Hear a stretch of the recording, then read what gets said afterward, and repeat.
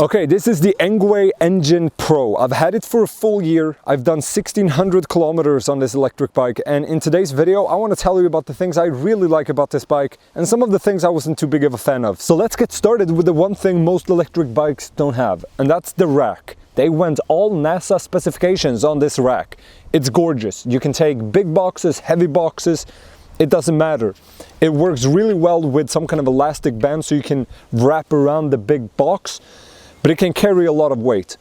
Something I've done a couple of times is to take one of those large power stations with an inverter. I've placed it on the rack, I've went as far as the battery can go, and now I have a second battery to charge the main battery with. I keep my lock for the bike on here. It's great. You have these splash mud guards in the front and rear. They work really well. You can tell it's wet on the asphalt now, and my jeans are completely dry, so they really keep the water from getting onto you.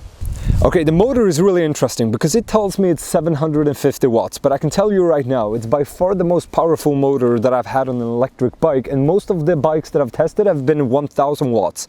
You can also tell on the display because it tells how hard the motor is working, and it frequently goes up to 1000 watts, and it does it continuously uphill. So I don't see why this isn't a 1000 watt motor. You can also just tell by the top speed. You can reach 50 kilometers an hour, 55 kilometers an hour without pedaling. So it just tells me that it's a powerful motor. 750 watts, 1000 watts, it doesn't really matter. It's plenty powerful. Okay, let's do an acceleration test. I'm at level 5 in sport mode. It's not gonna go any faster. I'm at 90% battery, and that's one of the complaints I didn't mention before. If you charge it up to 100%, it's really about 140%. It takes about 20 kilometers before it goes down to below 100%. It's a common problem with electric bikes. This is just another bike with that problem. It's not a massive issue, but it can be a little difficult to estimate the range if you don't have the exact percentage. So here we go. This is no pedaling, just throttle.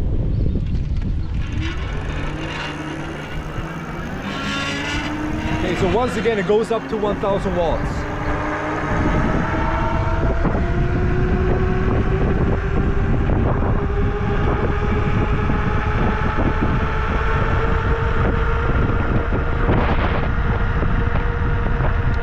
The cassette is 8 gears, that's great. I still wish there would have been a 9th gear, because when you go 50 kilometers an hour, you have to pedal really fast, but it works. But I'm really happy they added the 8th gear, because most of the bikes I've tested have only had 7. Fat tires, I really like them because it makes the ride a lot smoother. It also helps the suspension. That's something I wasn't used to before this bike. A rear suspension, that's really nice. I like it a lot. Some of the bikes I've used, it didn't have a rear suspension, and you can definitely tell how much smoother the ride is when you have a rear suspension. Obviously the front shocks, all of the bikes I've tested have had front shocks, but that's a nice add-on. The foldability of this bike, I was pretty sure I wasn't going to use it, and honestly I haven't, not too much. You can fold it quite easily. It's still a heavy bike, I think it's 35 kilograms, but you can fold it all the way. You can also do the handle. It fits in a small car, but like I said, you have to be 2 people taking it into the car because it's quite heavy. Something I learned pretty late, maybe 1000 kilometers in, is that the bike has regenerative braking, which means that if you go into the eco mode, you can actually go downhill and regenerative. Instead of using your disc brakes, the motor does the braking for you, and while it brakes, it also regenerates some electricity into the battery. Awesome. You know, something great with the regenerative braking is that you're not using your braking pads as much. So if there's a downhill you're doing every day, you can use the regenerative braking to make your braking pads last longer. That's pretty clever. I only use it when I know the downhill is going to be really long, but it's nice to have it.